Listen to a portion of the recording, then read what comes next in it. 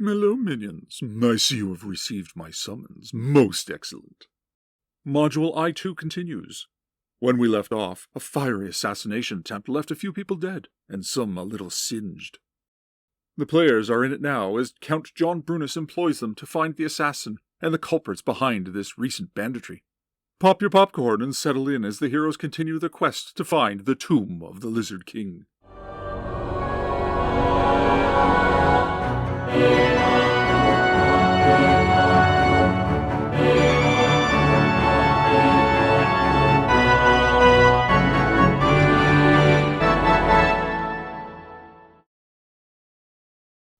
As is our fashion, the action is recreated using the Order of the Stick Monster for Every Season cutout minis.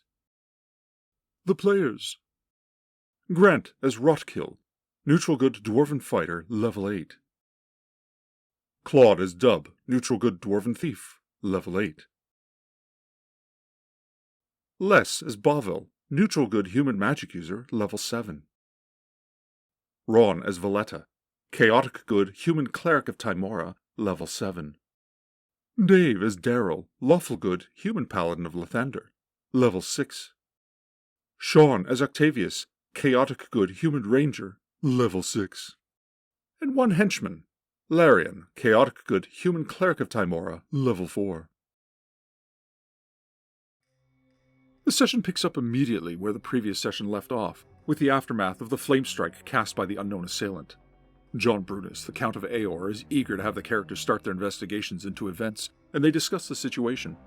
It is a fairly quick assessment that given the power required to cast Flame Strike, the assailant could have been no less than a high priest of his order.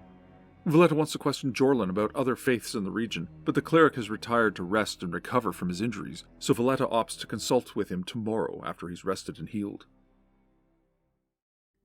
The group discusses interrogating the prisoner, and Valletta says he'll prep a charm detection dwemer for tomorrow, while Bovel says he can rememorize his own charm spell as well. Dub departs the palace to head into the city, intent on seeking out a gnome illusionist. Valletta sends Larian to accompany him. Dub hires agents to search, as well as posting notices. The process will take up to a week, so best to get it underway as soon as possible. When this is complete, he finds a seedy bar hoping to make contact with a Thieves Guild member. Lady Luck is with Dub, and the DM rolls that a member of the Thieves Guild is in fact present, and reacts to Dub's inquiries in the Cant of Thieves. However, Lady Luck abandons the dwarf when it comes to his reaction rolls. Having made the fatal mistake of using Charisma as a dump stat, Dub has a -10 reaction adjustment.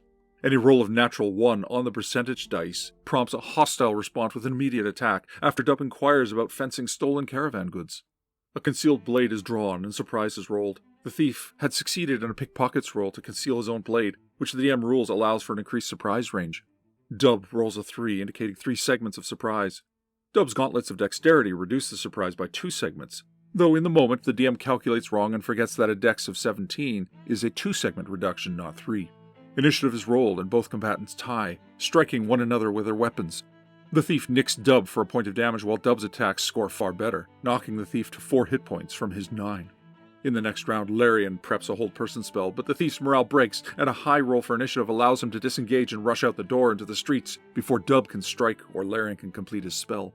With the thief having disappeared into the street, Larian and Dub return to the palace. Dub is now worried about retribution from the Thieves Guild of this city. Bovel, Rotkill, and Valletta hit the markets before they close up, where Bovel finds a merchant who deals in items he can use to sell components. He acquires what he needs to fuel his lightning bolt spells. While there, they discuss the goings-on with the merchant, inquiring if he's heard about anything. The merchant knows only of bandit attacks at the Great Bridge near the village of Wacombe. This is a name they also heard from merchants at the Count's ill-fated dinner. Bovel returns to the palace while Rotkill and Valletta find a local tavern. They find a group of laborers and attempt to strike up a conversation. A low reaction roll prompts a rude response, but a subsequent offer of food and drink by Valletta prompts a re-roll, with a more friendly outcome, further aided by the fact that Valletta and Rotkill are wearing badges of authority given to them by the Count of Eor. Valletta asks if they'd be willing to hire out as guides in the Marsh of Chalimber, but they refuse, citing the danger. They are better off asking around Wacombe, as that's the closest town to the marsh and the people there know the terrain. Valletta and Rotkill return to the palace and regroup with the others. In the meeting hall with John Brunus, Jorlin has healed from some of his injuries using magic and rejoined the Count.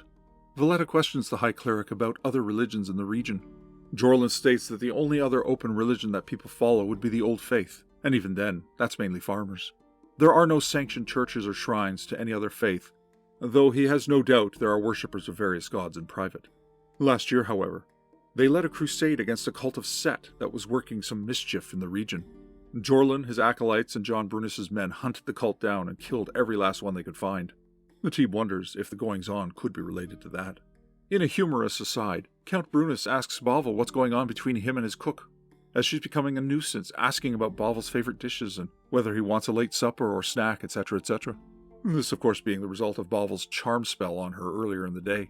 Brunus instructs Bavel to please deal with it, which Bavel promises to do. Conference is over. Everyone retires for the night, each having the luxury of a guest room in the Count's castle. Everyone falls asleep after the day's exciting events. At the witching hour, however, Bavel and Octavius both wake up separately, their keen senses and training warning them that something is amiss. Octavius senses that he's being watched, as does Bavel, though the magic user's training immediately identifies this as the result of another scry. In the morning, the team heads to the Count's dungeon to meet with their bandit prisoner. Valletta casts his Detect Charm to reveal that yes, indeed, this man is under the influence of charm magic. The team discusses what effect two charms might have, and once it is confirmed that two charms can exist together, Bavel casts his Charm Person spell onto the prisoner, immediately earning the admiration, friendship, and trust of the man. He is quite taken with Bavel, insisting that if Bavel gets him out of there, they can go to the Great One. Bavel would make for a powerful ally. If they go meet Mordrin, the Great One's right-hand man, he has no doubt that Mordrin would see to it that Bavel could get an audience with the Great One, at which point his soul would be cleansed and he'd be anointed as a brother. After that, they could work together to rid the land of the evil that is John Brunus and his line of butchers. With Brunus gone, they'd restore the true rulership. The prisoner also talks about Mordrin's warrior lieutenant and wizard. Valletta states that they already killed a wizard, but the prisoner says that that was only the apprentice. They were all to rendezvous at the Great Bridge. When asked about who or what this Great One is, the prisoner's demeanor changes and he becomes confused, unable to answer properly for a bit, until finally stating that the Great One is indescribable as words don't do him justice. Minions, you'd almost think he was talking about me. Information attained, they report back to Count Brunus, though Octavius has an idea and suggests to Daryl to go back and examine the prisoner for an evil aura using his divine power. Daryl agrees and returns to study the man, noticing that while an aura of evil does surround the man, it does not emanate from him, suggesting that he's not inherently evil, but is being affected by some evil force. Jorlin recognizes the name Mordrin from his crusade against the cult of Set. They never encountered anyone by that name, but it was a name that came up in their interrogations. If this Mordrin is a high priest of Set, then his crusade of revenge would make total sense. Discussing options, the group puts forth the idea of creating a fake caravan to prompt an attack, though Count Brunus doesn't like the idea. He doesn't want to put his men into harm's way unnecessarily. Further, as a follower of Torm, he doesn't like the ideas of using tools of deception. Such acts invite chaos and evil. While it may seem logical and practical, the price is the erosion of the beliefs he holds most dear. The group decides that their own wagon will likely prove enough of an enticement, so they make their preparations to head to the village of Wacombe by way of the Great Bridge, two locations that have been prominent in their lines of questioning. Jorlin provides them a map of the region to aid them and suggests they take the main road. They ask Count Brunus to send troops a day or two after them, potentially to escort any prisoners they may capture back to Vendari. Dub leaves coin and instructions with a steward regarding the employment of the gnomish illusionist should one turn up in answer to his posts. And with all the business attended to, the team sets out on the main road from Vendari to the Great Bridge. The first couple of days are uneventful, and the group arrives at the Safe Haven Inn. At the inn, they stable and get rooms. Sitting at a table in the common room are four men dressed in the robes of clerics of the Order of Torm. Valletta strikes up a conversation with them and exchanges some information. Any fear that these men are not what they appear to be is quickly put to rest. The team asks if the clerics might wish to join them, but their duties include a regular patrol across the land, and they are en route to Vendari for a regular report. Reaction rolls are positive, so they do say that they will ask Jorlin for leave to return and join them, but duties must be fulfilled first. The group sets out the next day, and 3d12 encounter checks per day yield no encounters along the main highway, allowing the team to arrive at a roadside inn called the Robin's Breast Inn. They stable their horses and ready to stay the night there. In the common room are several farmers and labourers. William Brightboy, the innkeep, engages with the group when they inquire about strange folk coming or going. He mentions only a wannabe called Pluck, who fancies himself a bard. Pluck approaches them, offering some tunes and epic poems to pass the time. The crowd is negative and wants him to shut up, but Rotkill offers the young man some gold if he'd be willing to accompany them to Wakehome and entertain them on the road. A solid reaction roll sees Pluck agree. The next morning, the mood in the inn seems lighter with the impending departure of Pluck. The day is uneventful, and at night, around the campfire, Pluck offers some entertainment, including his rendition of a poem called the Ballad of Sakatha. This name piques the curiosity of the team, as they are here to find the tomb of Sakatha. The bard's rendition is a campy, over-the-top recitation. Did I say bard? I'm sorry, minions. I meant the DM was campy and over-the-top. Ham and cheese in classic Game Master style.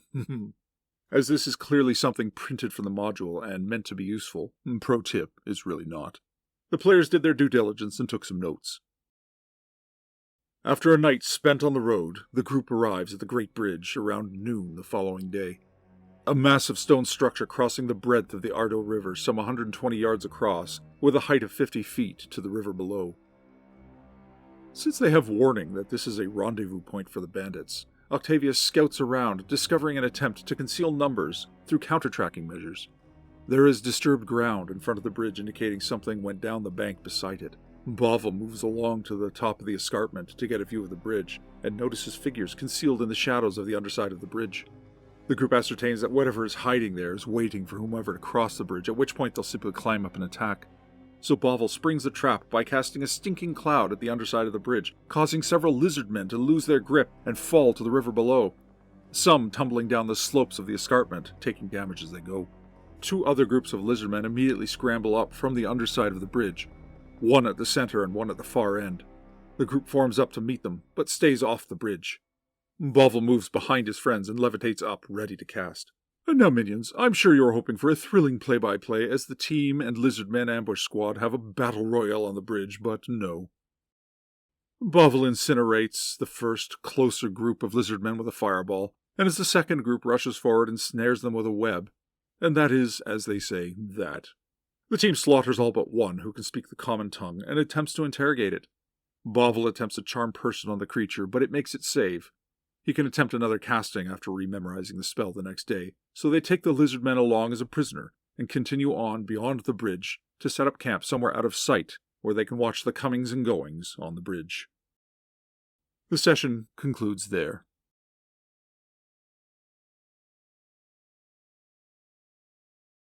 A journey through the lands of Eor, some random encounters, and some pre-planned module encounters. The Tomb of the Lizard King is underway. The module assumes that the players will take the main road to Wakehome, and all of the clues and information certainly points that way. Indeed, this is sort of a streamlined lead-by-the-nose situation, though it doesn't have to be. There are some pros and cons here, I think. The con for me would be any missed opportunities, something any given DM can readily fix, but I think this module could have really been something up in the annals of the truly great modules of the 1E era, had the author put more time into the setting as a living, breathing entity. Rather than the basic D&D beginner setup of boxed text and a vague mission with a performative inciting incident.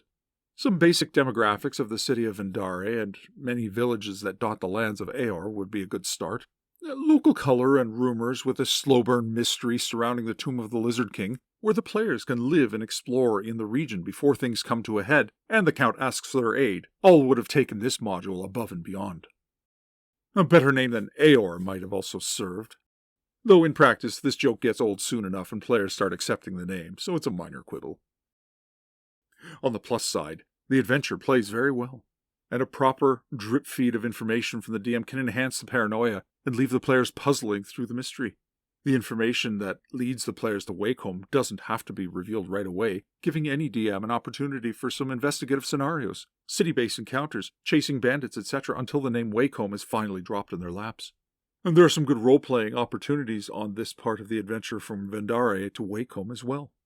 The DM here obviously got right to the chase, so Wakehome was revealed early, mainly as this module is a side quest for a greater campaign, so drawing it out too much wasn't overly desirable for this group. but the option is there for an enterprising DM to expand this adventure. Random encounters for the road journey are a nice mix of roleplay potential and danger. Something I can't stress enough, minions, is that random encounters don't always have to be combats. Meeting NPCs with information is great, subject to charisma rolls and player attitude, of course. Some animal encounters, some real threats that even a group of 5th or 6th levels might have trouble with. What I like about the options on the encounter table is how some of them interact with the ongoing events of the module in practice. As you saw, the players met up with a group of clerics of the region. For this playthrough, the DM has chosen Torm, but given the assassination attempt by one posing as a cleric, players are wise to be on their guard. So that sense of paranoia will color play. Likewise, given the bandits in the region, any encounter of others could be bandits in disguise. Spoiler, though, and this is another missed opportunity, there are no bandit encounters on the random encounter table, which is unfortunate. Of the 3 pre-planned encounters the players are meant to engage with, today's session interacted with 2. The wannabe bard Pluck with the Ballad of Sakatha, and the lizardman ambush at the bridge. The Ballad of Sakatha is one of those things that looks great on paper, but doesn't work so well in execution. The module suggests that Pluck sings it to the players, and ostensibly it's meant to provide them useful information. Further, presentation of the ballad is one that would probably almost always be cringeworthy at any table. An accomplished singer DMing this may attempt to add music and roleplay for singing, and while I applaud such efforts, immature players will mostly clench their butts and mock such efforts. The DM here simply portrayed Pluck as less than competent and recited the poem with pomp and vaudevillian hamminess. Might as well lean into the cringe, but still. The module presents this as necessary, but it doesn't really add all that much. Even reading ahead, it can be entirely skipped from a pragmatic point of view, without losing anything but a sprinkle of flavor for the setting. So color me unimpressed by this addition, but your mileage may vary. The other pre-planned encounter is the bridge ambush, which can range from super easy to borderline total party kill, depending on the PCs and their range of abilities.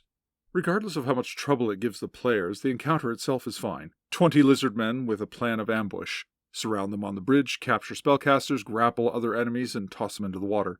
And refreshingly, with no guidance or advice to spare the PCs if things go south. The module does suggest what will happen to prisoners, though I wish there was actually a little more laid out about this possibility, and how it could shape the adventure. But I'll explore that later in this module. So minions, next session the group continues on to the village of Wacombe, which seems to have a lot going on. We'll explore another pre-planned module encounter, plus some other surprises, as the team continues to search for the tomb of the Lizard King. Ta for now.